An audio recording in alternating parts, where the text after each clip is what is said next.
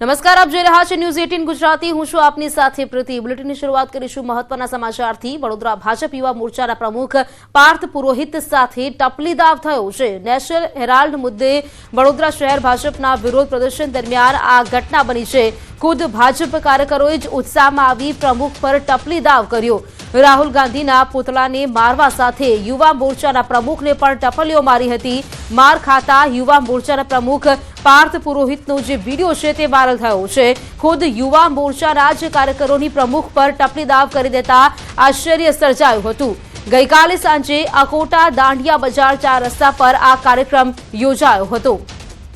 દાંડિયા બજાર 4 રસ્તા પાસે આજે કાર્યક્રમનું આયોજન કરવામાં આવ્યું હતું, ત્યારે ભાજપ યુવા મોરચાના પ્રમુખ છે તેમની પર ટપલી દાવ કરવામાં આવ્યું। તેમના જે કાર્યકરો છે તેમના દ્વારા જ ટપલી દાવ કરવામાં આવ્યો હતો। પાર્થ પુરોહિત પર ટપલી દાવ કેમ કરવામાં આવ્યો તે પણ એક આશ્ચર્યજનક ઘટના ही કહી શકાય, કારણ કે તેમના જે કાર્યકરો છે તેમના દ્વારા તેમની પર ટપલી દાવ કરવામાં આવ્યો। રાહુલ ગાંધીના પુતળાનું દહન કરવામાં આવ્યું, ત્યારબાદ આ રીતે ટપલી દાવ કરવામાં આવ્યો હતો। દાંડિયા બજાર 4 રસ્તા પાસે આ કાર્યક્રમનું આયોજન ગઈકાલે સાંજે કરવામાં આવ્યું હતું અને તે દરમિયાન જે કાર્યકરો છે તેઓએ મળીને પ્રમુખ સાથે ટપલી દાવ કર્યો હોય તેવો વિડીયો પણ સામે આવ્યો છે। આ વિડીયોમાં પણ જોઈ શકાય છે કે તે જે કાર્યકરો છે તમામ લોકો મળીને ભેગા થઈ તેમની પર ટપલી દાવ કરી રહ્યા છે અને આનો જે વિડીયો છે હાલ તે વાયરલ થઈ રહ્યો છે। ત્યારે રાહુલ ગાંધીના પુતળા દહન બાદ એવું તો શું થયું કે આ રીતે ટપલી દાવ થયો તેવા પણ અનેકો સવાલ અત્યારે ઉઠી રહ્યા છે। આ ઘટના એક આશ્ચર્યજનક કહી શકાય, કારણ કે આ જે કાર્યક્રમનું આયોજન કરવામાં આવ્યું હતું તેમાં રાહુલ ગાંધીના પુતળાનું દહન તમામ લોકો સાથે ભેગા મળી કરવામાં આવ્યું હતું, પરંતુ જેમ પુતળાનું દહન કરવામાં આવે છે ને ત્યારબાદ ટપલી દાવ કરવામાં આવે છે તેનો જે વિડીયો છે તે પણ અત્યારે વાયરલ થઈ રહ્યો છે। ત્યારે પાર્થ પુરોહિત સાથે ટપલી દાવ કેમ કરવામાં આવ્યો તેવા પણ અનેકો સવાલ અત્યારે ઉઠી રહ્યા છે। વડોદરાનો આ વિડીયો છે કે જ્યાં આ કાર્યક્રમનું આયોજન કરવામાં આવ્યું હતું, ત્યારે યુવા પ્રમુખના જે કાર્યકરો છે એ વાત કરીએ તો જે કાર્યકરો છે તેમના દ્વારા ટપલી દાવ કરવામાં આવ્યો છે અને પ્રમુખ પર આ ટપલી દાવ કર્યો છે, જેનો વિડીયો છે તે પણ સામે આવ્યો છે। તો મારી સાથે નેતા વિપક્ષ પણ જોડાઈ ગયા છે। અમીર રાવત, સૌથી પહેલા તો આપનું સ્વાગત છે। આપને ફક્ત એક સવાલ કે એક વિડીયો છે જે અત્યારે વાયરલ થઈ રહ્યો છે તેમાં જોઈ શકાય છે કે ભાજપના જે યુવા કાર્યકરના પ્રમુખ છે તેની પર ટપલી દાવ કરવામાં આવી રહ્યો છે। સૌથી પહેલા આપની પ્રતિક્રિયા માંગીશું। ભાજપના ઇન્ટરનલ ઝઘડામાં ભાજપના અમુક લોકો ભાજપના નેતાને ટપલી દાવ કરે એમાં એઝ અ કોંગ્રેસ પર્સન અમને કંઈ કહેવાનું નથી, એમની આંતરિક બાબત છે। પણ કાલે ત્યાં પોલીસની હાજરીમાં પુતળા દહન થયું અને પોલીસ મુખ પ્રેક્ષક બનીને બેસી રહી ત્યાં જ કોઈ પર ટપલી દાવ થતો હોય તો બી કાયદો અને વ્યવસ્થા ભંગ ના થતી હોય એ રીતના પોલીસ ત્યાં મુખ પ્રેક્ષક રહે છે। અન્ય કોઈ પાર્ટી કે સામાન્ય નાગરિકો જ્યારે પોતાના હકના પાણી જેવી બેઝિક નેસેસિટી માટે ઝઘડો કરતા આંદોલન કરતા હોય છે અને રસ્તે આવતા હોય છે તો ટીંગાટોળી કરીને એમની સાથે દુર્વ્યવહાર કરીને પોલીસ એમની ધરપકડ કરે છે, એમની અટક કરે છે। તો કાલે આ પોલીસ ત્યાં ઉભા રહીને મૌન જાણે આ પ્રોગ્રામ સફળ બનાવવા આવી હોય તેમ જોતી હતી, એનો અમને ચોક્કસ વિરોધ છે। પોલીસની સામે કોઈ પર ટપલી દાવ થતો હોય અને પોલીસ કોઈ પર FIR ના નોંધે, કોઈ પર ગુનો ના નોંધે, ત્યાં એક પુતળાનું દહન થતું હોય ને ત્યારે બી પોલીસ કંઈ ના બોલે તો આમાં પોલીસના રોલ પર શંકા થાય છે। જાણે ભારતીય જનતા પાર્ટીનો પ્રોગ્રામ સફળ બનાવવા પોલીસ ત્યાં આવી હોય ને ભારતીય જનતા પાર્ટીનો ખેસ પહેરીને ઉભા એવું અમને લાગ્યું। હવે બેન, આ વિડીયોને લઈને આપનું શું કહેવું છે? જે વાયરલ થઈ રહ્યો છે એ જે ટપલી દાવ કરવામાં આવી રહ્યો છે, આપને લાગે છે શું અંદરો અંદર જ કોઈ ખેંચતાણ હોય? મેં કહ્યું ને એમની આંતરિક બાબત છે ને એમાં કોમેન્ટ કરવામાં અમને કોઈ રસ નથી, પણ ત્યાં પોલીસની સામે આ બધું થતું હતું તો આની તપાસ પોલીસે કરવી જોઈએ અને જે બી આનામાં ગુનેગાર હોય એમના પર કાર્યવાહી કરવી જોઈએ પોલીસે। પોલીસ કેમ આમાં મૌન છે? જી, હવે બેન, આપને કોઈ આવી જાણકારી છે કે આ રીતે જે ટપલી દાવ કરવામાં આવ્યું છે, પુતળાનું દહન કરવામાં આવ્યું, ત્યારબાદ કોઈ કાર્યવાહી થઈ હોય એવું કોઈ જાણકારી છે આપની પાસે? ના, હજી સુધી એવી કોઈ જાણકારી અમારી પાસે નથી। બિલકુલ, જી બિલકુલ, આભાર આપનો જોડાયા આપે તે માટે। તો રાહુલ ગાંધીના પુતળા દહન બાદ આ રીતે ટપલી દાવ કરવામાં આવ્યું છે। વિપક્ષના જે નેતા છે તેઓ જોડાને તેમનું કહેવું છે કે આ રીતે જાહેરમાં પુતળા દહન કરવામાં આવે છે પરંતુ કોઈ પણ કાર્યવાહી કરવામાં નથી આવતી, તે પણ એક સવાલ છે, કારણ કે જાહેરમાં આ રીતે જો ટપલી દાવ થતો હોય, જે પુતળા દહન કરવામાં આવતું ને ત્યારબાદ પણ જો મુખ પ્રેક્ષક બનીને પોલીસ જોતી હોય તો એ અંગે અનેક સવાલ ઉઠી રહ્યા છે।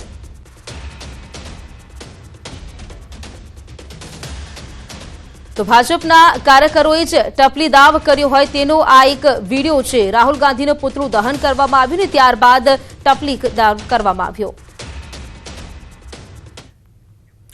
રાજકોટમાં સિટી બસ ચાલકે સર્જેલ ભયાનક અકસ્માત મામલે મોટો ખુલાસો થયો છે। અકસ્માત સર્જનાર ડ્રાઈવરના લાયસન્સને લઈને ખુલાસો થયો છે, જેના કારણે સિટી બસનું સંચાલન સંભાળનાર એજન્સીના સંચાલકની મુશ્કેલીમાં વધારો થઈ શકે છે। અકસ્માત સર્જનાર શિશુપાલસિંહ રાણાનું 2 મહિના પહેલા જ લાયસન્સ એક્સપાયર થઈ ગયું હતું। પોલીસ દ્વારા મનપા અને કોન્ટ્રાક્ટ રાખનાર એજન્સી તેમજ એજન્સી અને ડ્રાઈવરો વચ્ચે કયા પ્રકારના કરાર થયા છે તેની વિગતો મંગાવવામાં આવી છે। લાયસન્સ એક્સપાયર હોવા છતાં કયા આધાર પર શિશુપાલસિંહ રાણાને બસ ચલાવવા માટે અપાઈ તે મામલે પણ તપાસ થશે। સાથે જ ડ્રાઈવરના દસ્તાવેજ ચકાસણી બાબતે પણ મનપાના કોઈ અધિકારીની જવાબદારી છે કે કેમ તે બાબતે પણ તપાસ શરૂ કરવામાં આવી છે, જેના આધારે આગામી 1 કે 2 દિવસમાં 2 જવાબદારો વિરુદ્ધ કાર્યવાહી થાય તેવી શક્યતાઓ વ્યક્ત થઈ રહી છે। ડ્રાઈવરના લાયસન્સ લઈને આ ખુલાસો થયો છે। જે લાયસન્સ છે તે એક્સપાયર થઈ ચૂક્યું હતું તેવું સામે આવ્યું છે। જાણકારી સાથે સંવાદદાતા અંકિત જોડાઈ ગયા છે। અંકિત, જે ડ્રાઈવર હતો તેનું લાયસન્સ એક્સપાયર થઈ ચૂક્યું તેવી જાણકારી છે, વધુ શું જાણકારી આ મામલે? ચોક્કસ ખાસ કરીને વાત કરવામાં આવે તો પોલીસની પ્રાથમિક તપાસમાં જે ડ્રાઈવર શિશુપાલસિંહ રાણા છે તેનું ડ્રાઇવિંગ લાયસન્સ છે તે 14 ફેબ્રુઆરી 2025ના રોજ જ એક્સપાયર થઈ ચૂક્યું હોય આ પ્રકારની માહિતી છે તે સામે આવી હતી। ત્યારે કોની અનુમતિથી તેમજ કોની બેદરકારીના કારણે લાયસન્સ એક્સપાયર થઈ ચૂક્યું હોવા છતાં શિશુપાલસિંહ રાણા છે તે રાજકોટ શહેરના રાજમાર્ગો પર છેલ્લા 2 મહિનાથી સિટી બસ ચલાવતો હતો। ત્યારે સમગ્ર મામલે ગાંધીગ્રામ પોલીસ દ્વારા મહાનગરપાલિકા તેમજ સિટી બસનો કોન્ટ્રાક્ટ ધરાવનારી એજન્સી વચ્ચે કયા પ્રકારનો કરાર થયો છે તેમજ એજન્સી અને ડ્રાઈવર વચ્ચે કઈ શરતોને આધારિત કરાર થયો છે તે બાબતે પણ હાલ પોલીસ દ્વારા દસ્તાવેજ માંગવામાં આવ્યા છે। પોલીસ સૂત્રોમાંથી મળતી વિગત અનુસાર આગામી 1 થી 2 દિવસમાં 2 જવાબદાર એજન્સીના સુપરવાઇઝર તેમજ મહાનગરપાલિકાના 2 જવાબદાર અધિકારી વિરુદ્ધ જરૂરી દસ્તાવેજો એકત્રિત કર્યા બાદ ગુનો દાખલ કરવામાં આવી શકે તેમ છે। આ પ્રકારની શક્યતા છે તે પોલીસ સૂત્રો દ્વારા વ્યક્ત કરવામાં આવી છે। ત્યારે ખરા અર્થમાં ડ્રાઈવરની સાથોસાથ કોન્ટ્રાક્ટ મેળવનારા એજન્સીના જવાબદાર સંચાલકો તેમજ મહાનગરપાલિકાના અધિકારીઓ વિરુદ્ધ કઈ કલમ હેઠળ ગુનો નોંધવામાં આવે છે તે જોવું અતિ મહત્વનું બની રહેશે। અંકિતા, જોડાયેલા રહેજો જાણકારી માટે। તો સિટી બસ દ્વારા અકસ્માતને મામલે જે જાણકારી સામે આવી છે, ડ્રાઈવરનું લાયસન્સ રદ થઈ ચૂક્યું હતું।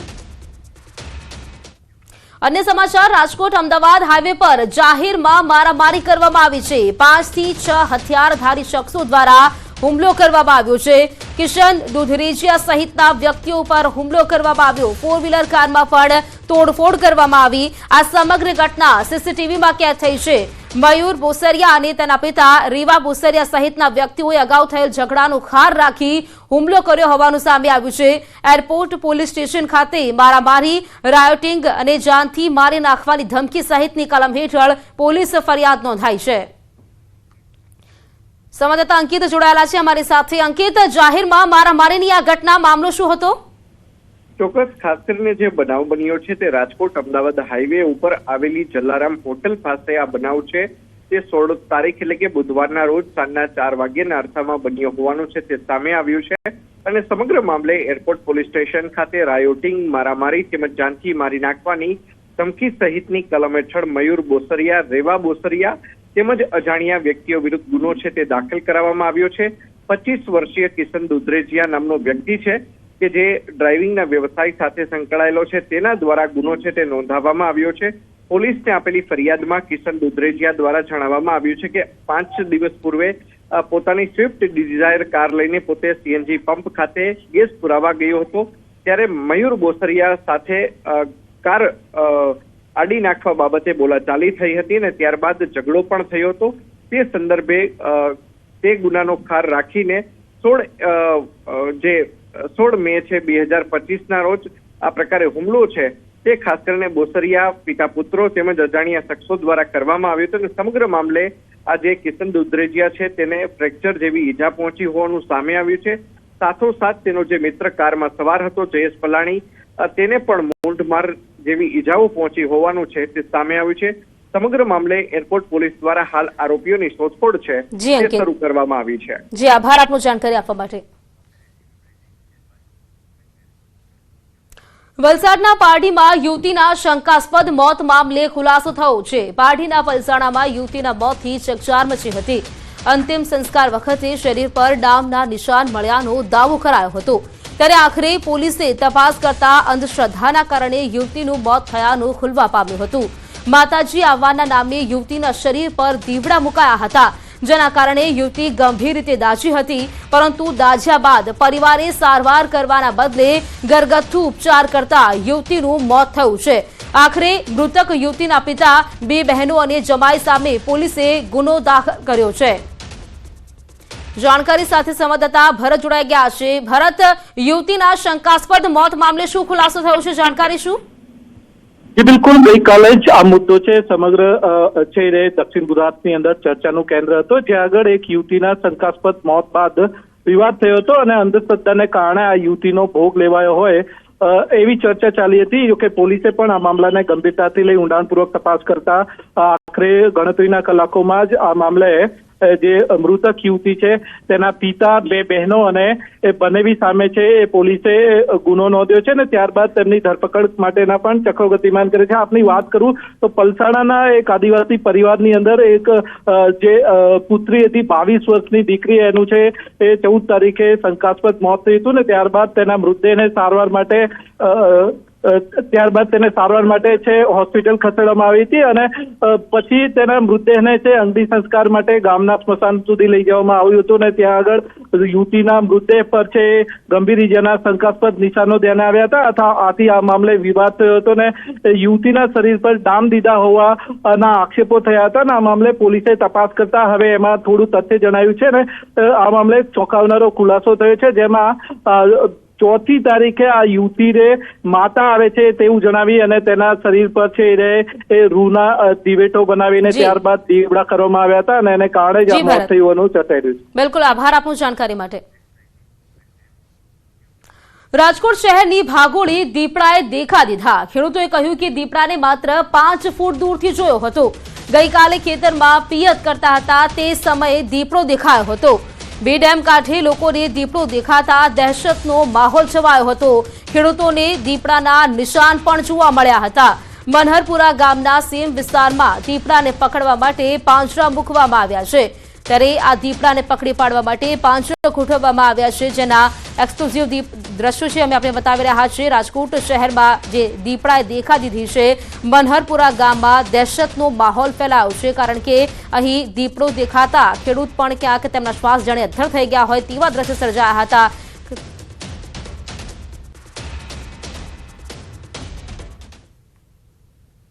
રાજકોટ પંથકમાં ફરી એક વખત દીપડાનો આતંક જોવા મળી રહ્યો છે। રાજકોટ શહેરથી જે કહી શકાય કે રાજકોટ શહેરના ભાગોળાના વિસ્તારમાં જે છે ગઈકાલે રાત્રે અહીંયા દીપડો દેખાયો હતો।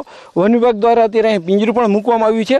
ખાસ કરીને જે રીતના વાત કરવામાં આવે તો જે છે આ વિસ્તાર મનહરપુર ગામ વિસ્તાર કહેવાય છે ને અત્યારે અહીંયા પિંજરું મૂકવામાં આવ્યું છે। જે ભાઈ દીપડાને ખૂબ જ નજીકથી જોયો હતો, જેને પોતાના કહી શકાય કે એમના પર હુમલો થવાનો હતો, એ ભાઈ સાથે આપણે વાત કરીશું। દીપડો, તમે કાલે શું કરતા હતા અને દીપડાને કાલે હું પાણી ભરતો હતો ત્યારે 5 ફૂટ મારાથી છેટો હતો અને એ પાછો વળી ગયો, મારી માથે હુમલો ન કર્યો એટલે પાછો વળી ગયો એટલે મેં આ ભાઈને બોલાવ્યા, 2-3 જણા આવ્યા અમે અને પછી ઝાડમાં વયો ગયો। દીપડાને જોઈને તમને કેવી બીક લાગી હતી? અચાનક એ પાછો જ વળી ગયો, હું જાતો હતો ને એ પાછો વળી ગયો એવું થયું। હા, રાડ નીકળી ગઈ, મેં હાથ પાડ્યો એટલે એ સીધો ઝાડમાં ભાગી ગયો। કેવું ખેડૂતોને કેવી તકલીફ પડે? ખેડૂતોને બહુ જ તકલીફ પડે છે, કારણ કે આખી રાત રોડ ઉપર જ બેસે છે। આ બધાએ જોયો, રાતે આ રોડ ઉપર જ બેસે। અન્ય એક વ્યક્તિ છે, કેવો ત્રાસ છે અત્યારે તમારા વિસ્તારમાં દીપડાનો અને શું પરિસ્થિતિ? બહુ જ ત્રાસ છે દીપડાનો આજ કેટલા દિવસથી। રાત્રે ખેતરમાં નીકળતા બીક લાગે? શું થાય? બીક તો લાગે જ ને, રાત્રે કોઈ આવે જ નહીં। ચોક્કસથી આ જે છે મનહરપુર ગામના ખેડૂતો કે જેમને રાત્રે પોતાના જ સીમ વિસ્તારમાં જતા ડર લાગે છે, એમનું કારણ છે કે દીપડો છે તે અહીંયા કોઈ પણ ટાઈમે આવી જાય છે। ગઈકાલે રાત્રે પણ જે વ્યક્તિ, જે ખેડૂત છે, તેમને માત્ર 5 ફૂટ દૂરથી જે છે આ દીપડાને જોયો હતો। હાર્દિક જોશી, ન્યૂઝ 18 ગુજરાતી, રાજકોટ। જૂનાગઢના માણાવદરમાં આખલા યુદ્ધ। શાક માર્કેટ પાસે આખલાઓએ ધમાલ મચાવી। શાકભાજીની દુકાનમાં આખલાઓ ઘૂસી આવ્યા હતા। આખલા યુદ્ધથી લોકોમાં નાસભાગ છવાઈ હતી। શાકભાજીની દુકાનમાં નુકસાન પહોંચ્યું છે। આખલા યુદ્ધના કારણે લોકો હેરાન પરેશાન થઈ ગયા છે। રખડતા ઢોરને પકડવા માટે તંત્ર જાણે નિષ્ફળ ગયું હોય તેવા આ દ્રશ્યો છે। તો જૂનાગઢના માણાવદરના આ દ્રશ્યો છે। આખલા યુદ્ધ સર્જાયું હતું, જેના કારણે અફરાતફરીનો માહોલ જોવા મળ્યો હતો। આસપાસના લોકોમાં ભયનો માહોલ ફેલાયો। સમાચારોમાં રોકાઈશું એક બ્રેક માટે। અન્ય સમાચાર આ બ્રેક બાદ।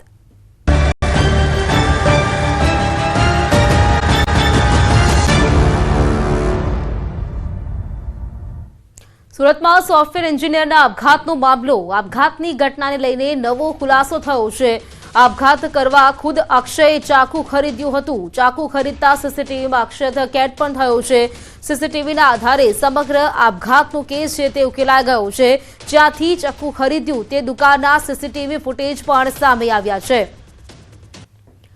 તો સોફ્ટવેર એન્જિનિયરના આપઘાત મામલે આ સીસીટીવી ફૂટેજ સામે આવ્યા છે, જેમાં જોઈ શકાય છે કે આ ખુલાસો જે થયો છે કે અક્ષયે દુકાનમાંથી જે ચાકુ ખરીદ્યું હતું અને ત્યારબાદ જે આપઘાત કર્યો હતો। આપઘાત કરવા ખુદ અક્ષયે જે ચાકુ ખરીદ્યું હતું। પોલીસે જે તપાસ કરી છે આ તપાસમાં ખુલાસો થયો છે, જેના સીસીટીવી ફૂટેજ પણ સામે આવ્યા છે, જેમાં અક્ષય ખુદ આ ચાકુની ખરીદી કરતો જોવા મળી રહ્યો છે। તો સુરતનો આ સોફ્ટવેર એન્જિનિયર જેણે આપઘાત કરી જે જીવન સંકેલી નાખ્યું છે। આપઘાત કરવા ખુદ અક્ષયે ચાકુ ખરીદ્યું હતું અને ચાકુ ખરીદતા સીસીટીવી ફૂટેજ પણ સામે આવે છે। સુરતના આ સીસીટીવી ફૂટેજ આપ જોઈ શકો છો કે સોફ્ટવેર એન્જિનિયર જે આપઘાત કરે છે તેની પહેલા તેઓ ચાકુની ખરીદી કરે છે અને ચાકુની ખરીદી કરતા તેઓ સીસીટીવી કેમેરામાં કેદ થયા હોય તેવા આ દ્રશ્યો।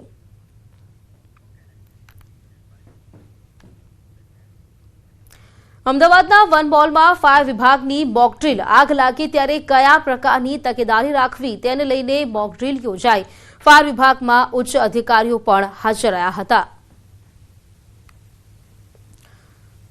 તો મોકડ્રીલનું આયોજન જે કરવામાં આવ્યું છે, જ્યારે આગ લાગી ત્યારે કેવા પ્રકારની કામગીરી કરવી જોઈએ તેના માટે આ મોકડ્રીલનું આયોજન કરવામાં આવ્યું હતું। કેવી તકેદારી રાખવી તે માટે પણ આ મોકડ્રીલનું આયોજન કરવામાં આવ્યું।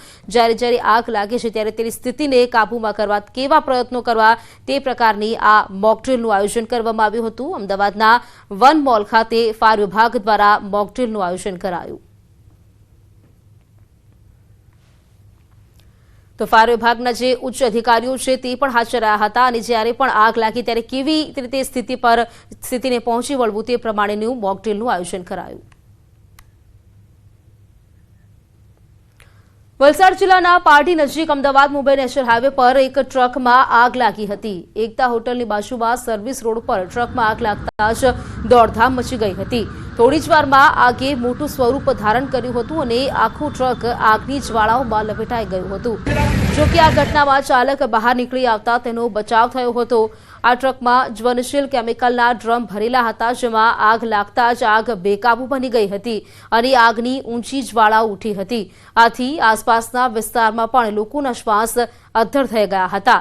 આખી ટ્રક ભડકે બળતા સતત ધમધમતા અમદાવાદ મુંબઈ નેશનલ હાઈવેના વાહન વ્યવહારને પણ અસર પહોંચી હતી। ફાયર વિભાગે આગ પર કાબુ મેળવ્યો છે, પરંતુ આગ લાગવાનું કારણ હજુ સુધી જાણી શકાયું નથી।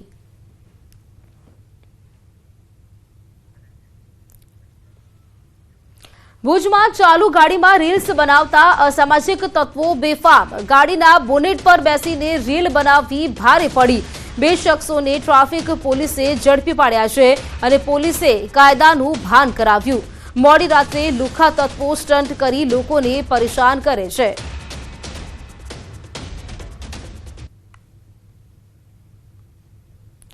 તો જાહેરમાં આતંક મચાવનાર સામે પોલીસ દ્વારા કાર્યવાહી કરવામાં આવી છે। આ સામાજિક તત્વો કે જેઓ કારના બોનેટ પર બેસીને રીલ્સ બનાવી રહ્યા છે, જાહેર રોડ પર આ જે વિડીયો છે તે બનાવ્યો છે અને તે વિડીયોના આધારે પોલીસે આ અસામાજિક તત્વોને ઝડપી પાડ્યા છે અને તેમને કાયદાનું ભાન કરાવ્યું છે। અસામાજિક તત્વોની પોલીસે સરભરા કરીને એ લોકોને ઝડપી પાડ્યા છે।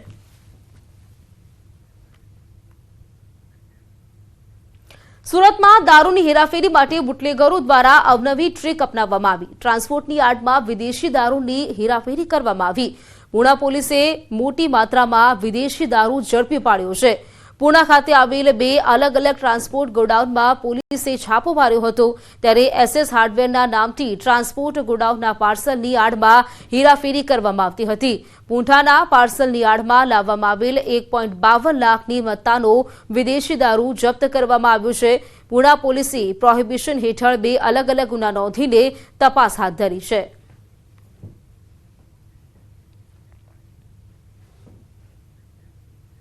નર્મદાના રાજપીપળામાં ગુજરાત વ્યાયામ શાળામાં પ્રશિક્ષક તરીકે સેવા આપતા ગૌરીશંકર દવે આદિવાસી બાળકોને 50 વર્ષથી વિનામૂલ્યે જિમ્નાસ્ટિક શીખવાડે છે. ગુજરાત વ્યાયામ પ્રચારક મંડળ સંચાલિત આ શાળામાં ગૌરીશંકરે અત્યાર સુધીમાં 5000 વિદ્યાર્થીઓને તૈયાર કર્યા છે, જેમાંથી 7 વિદ્યાર્થીઓ જિમ્નાસ્ટિક કોચ બન્યા છે તો નેશનલ લેવલે 30 ગોલ્ડ મેડલ, 28 સિલ્વર મેડલ અને 29 બ્રોન્ઝ મેડલ જીતાડ્યા છે.